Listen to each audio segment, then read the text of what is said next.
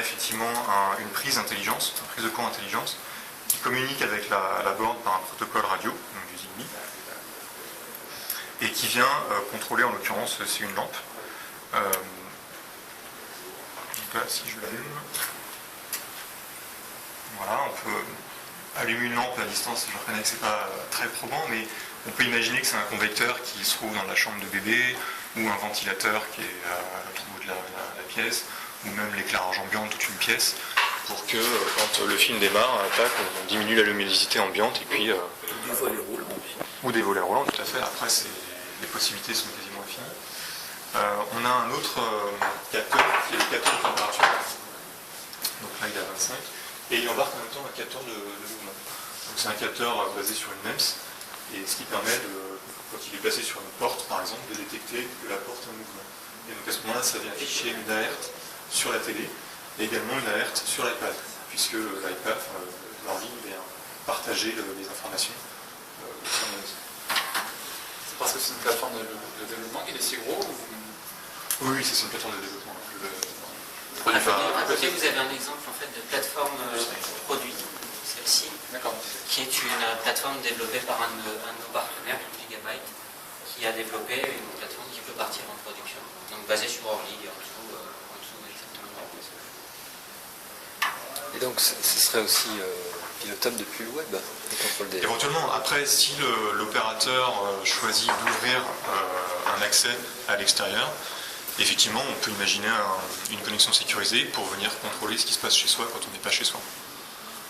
Donc encore une fois... Donc de Media Server, ça vous permet bien évidemment de voir de la vidéo et du contenu multimédia sur votre télé, mais aussi de fournir du contenu multimédia sur d'autres devices dans la maison. Ça peut être une tablette, ça peut être un smartphone, ça peut être un autre décodeur. Et la technologie derrière ça, c'est la capacité de changer le format d'encodage et donc de faire ce qu'on appelle du transcoding. Donc on va le démontrer sur un iPad ici, on pourra avoir une tablette Android, ou on pourra avoir une petite set-top box ailleurs dans la maison. Une autre fonctionnalité qu'on démontre aussi sur ce serveur, c'est l'ajout de la domotique dans la maison, donc d'être capable de contrôler et de venir lire des informations de différents sensors dans la maison.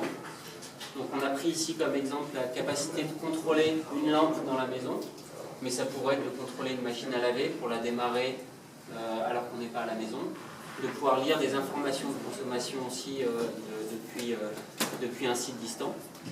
Et puis on y a rajouté aussi à travers des Zigbee des sensors qui sont capables de détecter la température de la maison et aussi des détections de mouvement. Donc être capable de voir ce qui se passe dans la maison et éventuellement de générer des alarmes distantes. Donc ça c'est la démonstration qu'on va vous présenter à gauche. Et à droite, on a une démonstration de Android 4.0 qui tourne sur le circuit Orly. Donc c'est l'accès sur un décodeur multimédia des fonctionnalités amenées par Android. C'est un Android tout à fait classique, c'est ICS. Et ça donne accès à différents jeux, à différents applicatifs, tout ce qui peut être téléchargé aujourd'hui sur un magasin d'applications Android. Donc c'est la version de tablette. Pour l'instant, ça n'a pas été customisé, ça n'a pas été personnalisé pour une application TV, mais ça pourrait on pourrait tout à fait personnaliser les menus pour amener la partie télévision, la partie application, la partie service, etc. Donc ici, on a un jeu qui tourne, qui a été designé à l'origine pour une tablette Galaxy, et on l'a juste récupéré, on l'a posé sur notre système Android, et en fait, elle tourne sans aucune modification de notre part, puisque c'est Android qui se charge de faire la compatibilité entre les différentes plateformes. Si on revient sur le menu principal, on s'aperçoit qu'on a accès donc effectivement à toutes les applications Android qu'on peut retrouver sur les différents marketplaces. On a Angry Birds, on a un jeu de golf, tout est accéléré en hardware. Donc on bénéficie en fait de cette rapidité de portage grâce aux technologies ARM, puisque Android tourne sans problème sur les processeurs ARM avec les processeurs graphiques ARM également. Et comme c'est ce qu'on a dans le Orly, finalement ça a été super simple de prendre Android et de le faire tourner sur notre circuit. Et avec ça, tous les jeux toutes les applications qui se retrouvent sur les différentes marketplaces. On on a une plateforme qu'on a mis, une plateforme Orly toujours, c'est la même plateforme que ce qu'on a ici, et on l'a placée au centre d'un réseau, on a reconstitué un petit réseau domestique, donc avec un routeur qui fait Wi-Fi, et ça permet en fait de venir communiquer avec la plateforme, excusez-moi. Ça permet de venir communiquer avec la plateforme Orly depuis par exemple une tablette ou un téléphone, un smartphone ou autre. Donc évidemment, Orly reste une set-top box, un circuit de set-top box, donc de décodeur, donc on peut regarder des différents flux multimédia. La connectivité entre les deux permet de contrôler ce qu'on regarde depuis l'iPad. Donc ici, je lance les différents flux qui sont stockés sur le disque dur multimédia.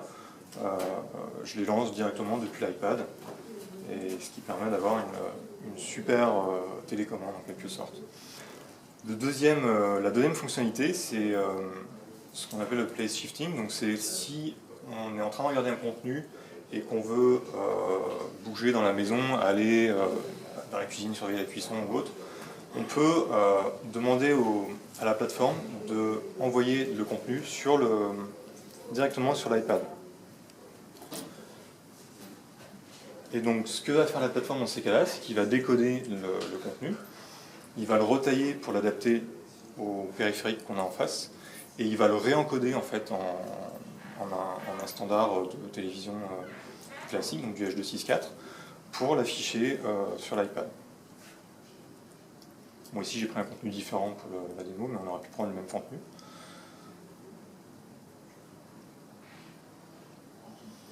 Donc là, pour montrer que c'est du contenu temps réel, on affiche ici, on incruste l'heure sur le flux qui est réencodé, et c'est à quelque chose près la même heure que ce qu'on a sur l'interface.